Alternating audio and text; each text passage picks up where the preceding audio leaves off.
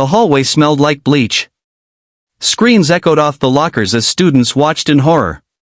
And there she stood, Ava Johnson, her beautiful black curls sizzling as the liquid trickled down, her fists clenched, her eyes burning, not with tears, but with restraint.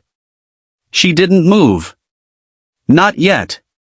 Because Ava had learned long ago that true power isn't in how hard you hit, but in knowing when not to.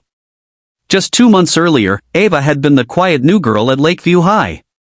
A sophomore with sharp eyes, a reserved nature, and a history that most would never guess.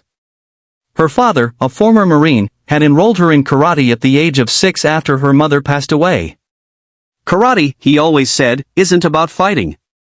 It's about knowing who you are. Ava knew who she was. But Lakeview didn't. All they saw was a shy black girl with coiled hair, second-hand clothes, and a quiet voice. And to the likes of Madison, Brielle, and Courtney, the school's blonde, entitled mean girls, she was the perfect target. At first, it was the classic stuff: snide comments in the hallway, food accidentally spilled on her books, and whispered jokes about her nest of hair. Ava said nothing. Not because she was afraid, but because her father had taught her patience. Because she knew that bullies only feel strong when they get a reaction. But the cruelty escalated. One rainy Tuesday, while Ava was in gym class, Madison and her crew snuck into the locker room. They had heard whispers about Ava's silky natural hair and how proud she was of taking care of it. What they did next would change everything.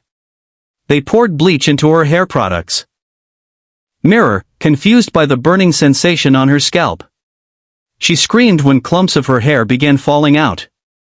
She cried silently as red patches spread across her head. The nurses were called. Her dad rushed to school.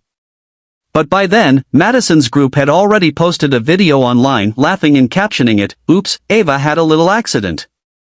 Ava was humiliated. For a week, she didn't come to school. Her dad wanted to transfer her out, but Ava refused. She stood in front of the mirror, looking at her shaved head. "They took my hair," she whispered, "but they didn't take me."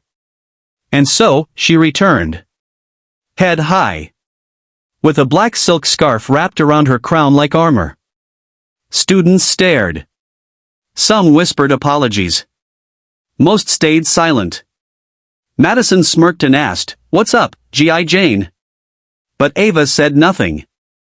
Until one day, the day of the annual talent showcase. The school gym was packed.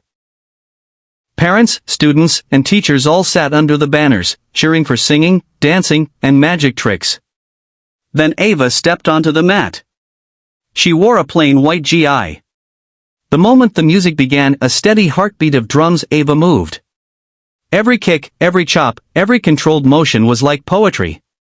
She flipped, twisted, broke wooden boards mid-air. The crowd gasped. A few people stood. Madison's jaw dropped. Then Ava picked up the microphone. "I've stayed silent," she began. "I let people think I was weak. That I had no voice. But strength isn't loud.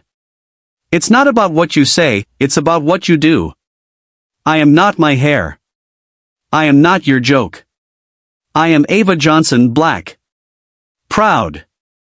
And a second-degree karate black belt." The crowd erupted.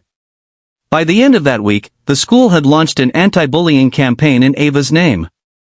Madison and her friends were suspended, and the school board made public apologies. But Ava didn't need the praise. Because she didn't fight to be seen. She stood up so that the next girl like her wouldn't have to suffer in silence. In the face of cruelty, Ava didn't retaliate with fists. She responded with truth, grace, and quiet power. And sometimes, that's the strongest move of all.